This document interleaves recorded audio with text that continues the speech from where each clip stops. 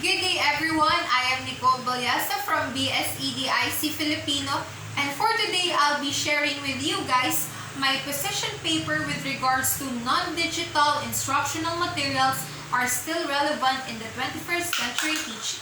Agree or disagree? When I was a kid, I get too excited when my mom lets me to play outside but in one condition.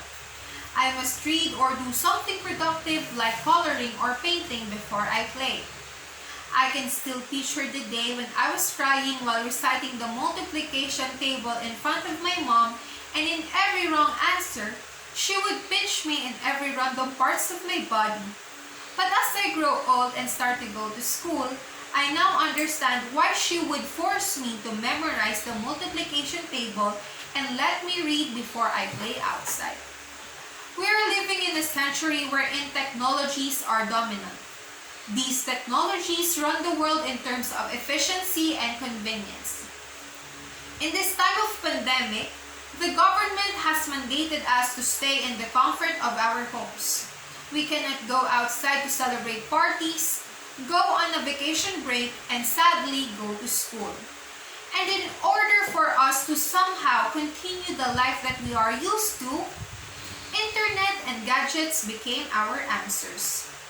Since we can't go to schools, we use these digital instructional materials to teach and also learn.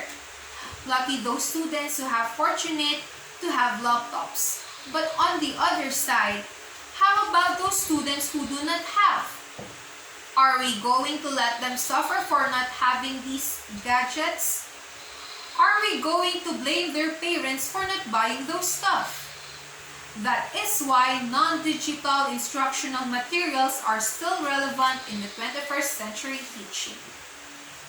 People nowadays are torn between survival and education.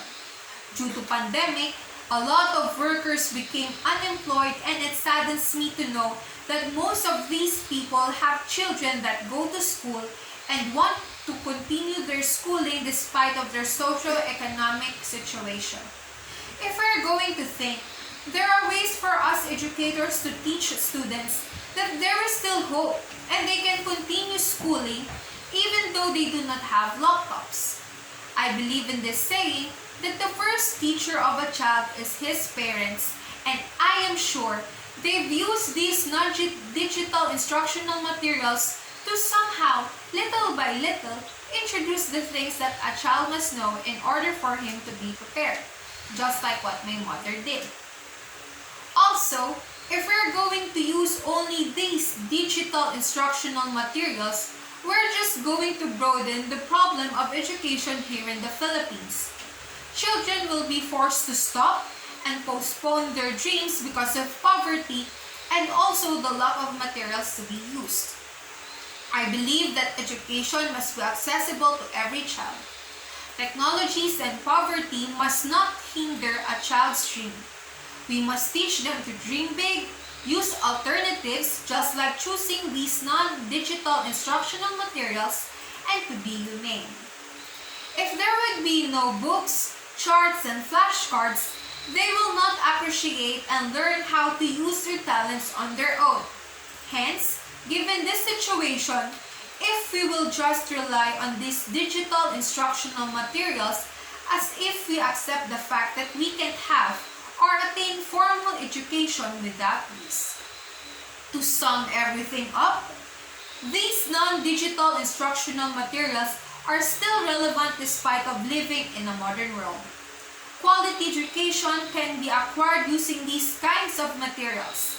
Also, using these non-digital instructional materials are accessible compared to these new ones, especially in this time of pandemic. We must be resourceful, and as much as possible, we must encourage children to learn new things without the use of these new technologies. Thank you for listening.